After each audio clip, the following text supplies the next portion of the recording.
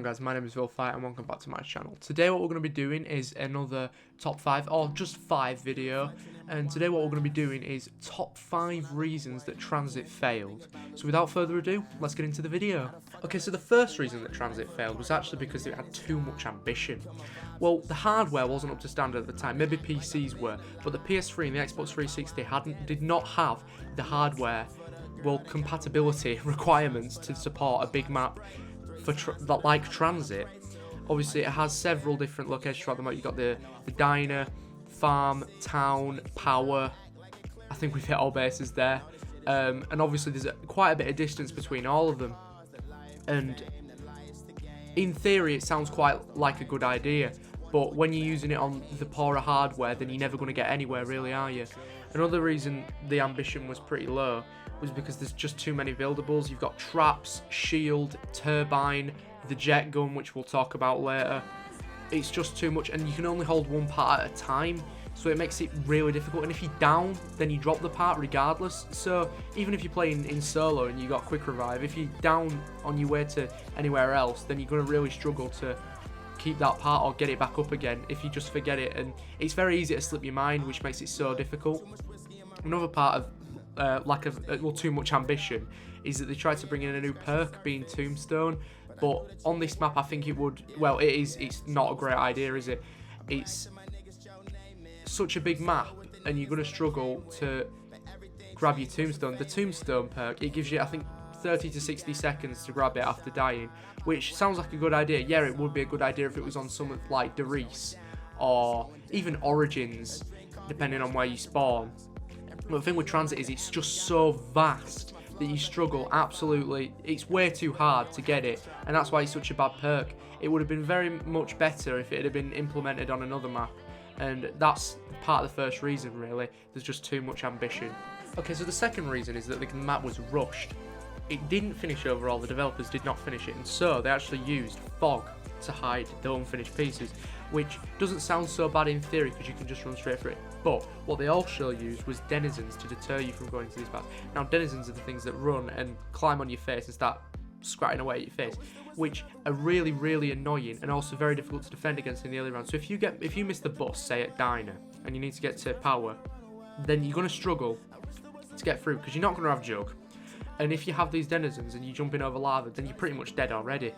So it's terrible. And if you're running through a big map, then you don't want to be deterred from going to these places and having to wait for a poor transport system, because it's inconsistent and there's no way to decide or know whenever you're going to be moving.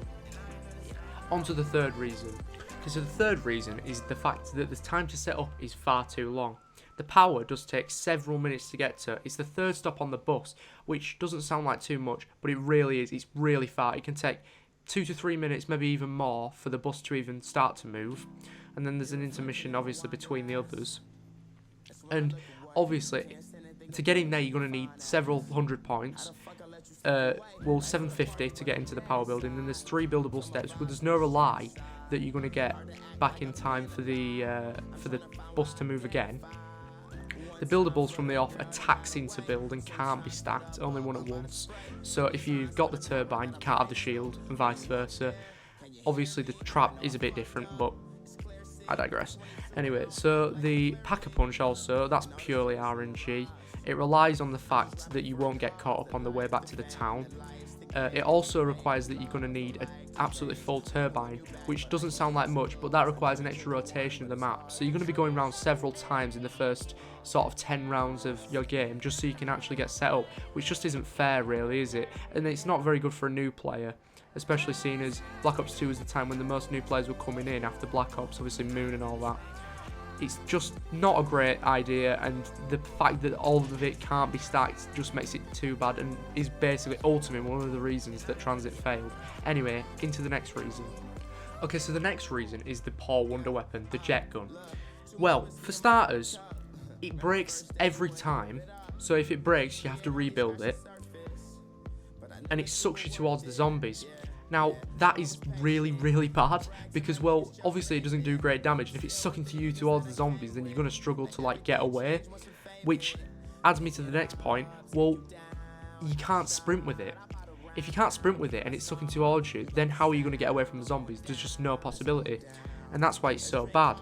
It takes a really, really long time to build as well. There's pieces scattered all across the map, which isn't a great idea for numerous reasons, but especially when you can't carry more than one at a time, then it makes it very, very, very hard.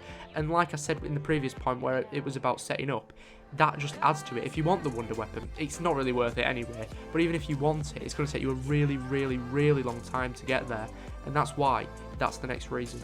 Into the next one. The fifth and final reason is the bad transport system. Now it's the bus, and for starters, there's absolutely no guarantee. Well, obviously it goes from place to place, but there's no guarantee that you're going to get there very quickly. So you could be at the bus depot and you need to get to town. Obviously you could just turn around, but hypothetically speaking, right, you're never ever going to know how long it's going to take for you to get there. It could be 10 minutes, it could be 15, it could be 20, it could go up and up and up, the list goes on. Anyway, also, it's useless after the early rounds to defend. There's only one more buy in there, which you can't really expect more, but it's the B2-3R, so it's not great.